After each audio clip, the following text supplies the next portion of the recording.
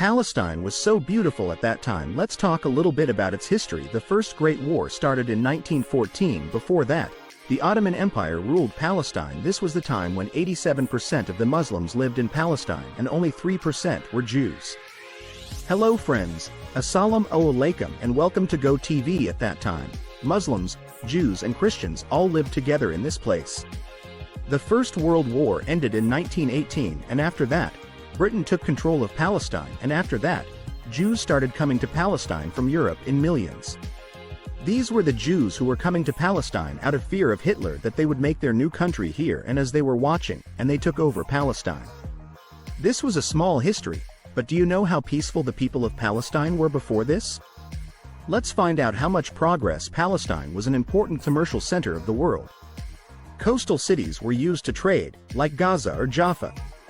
From these coastal cities, goods were exported by sea, like soap from Palestine to Italy, Egypt and Greece. From here, grains, cotton and antique items were sent to every corner of the world. Europe, Africa, Middle East, everywhere. In Palestine, goods were also ordered from other countries. Like rice and cloth, Palestine was a prosperous place.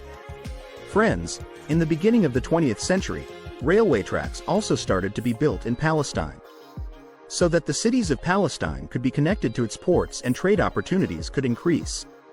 In the year 1892, Jerusalem train station was also opened in Palestine. Friends, the railway network of Palestine was so powerful at that time that if any train was late even for a few minutes, it was a big news, and this news was published regularly. For the trade and railway network, workers were also needed in Palestine, and that is when thousands of people from Syria, Lebanon, Yemen and Iraq started coming to work in Palestine. You can imagine how much progress Palestine was making. Friends, this was around 1920 when Palestine was becoming famous for manufacturing.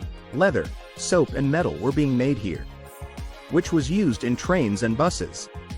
People were being made to do courses so that they could learn this art. That means Palestine was not behind any country in the world. In education too, all kinds of modern schools started opening here. Arab schools and international schools were also opened. In 1921, the Mufti of Jerusalem, Muhammad Amin al-Husseini, was elected. His first task was to create a place for orphan children where they could live and be educated. Here, the planning of the Arab Olympics was also being done. But friends, at the end of the war, the British rule over Palestine was established and millions of Jews started coming to Palestine from Europe. They were afraid of Hitler in Europe and they wanted to make their own separate country in the Palestinian territory. This is where problems started to arise in Palestine. And then you are slowly being thrown out of your house. What will you feel? Despite all this, Palestine was still developing. The city you see here is Tel Aviv. Even in the 1940s, this city was so modern. This is the Tel Aviv beach where people used to come to have a picnic with their loved ones. Modern buildings, a fountain in front of it. It was one of the most modern places in the world at that time. If we talk about the rural areas of Palestine, then every village had a head, which was called Mukhtar. These villages were very strong. Whether it was the construction of roads or water, every village used to do this work. Before the creation of Israel in Palestine, the situation was very different. But then in 1948, Israel was created. And since then, Palestine has been becoming a ruin. The place which was achieving its goal of progress 100 years ago.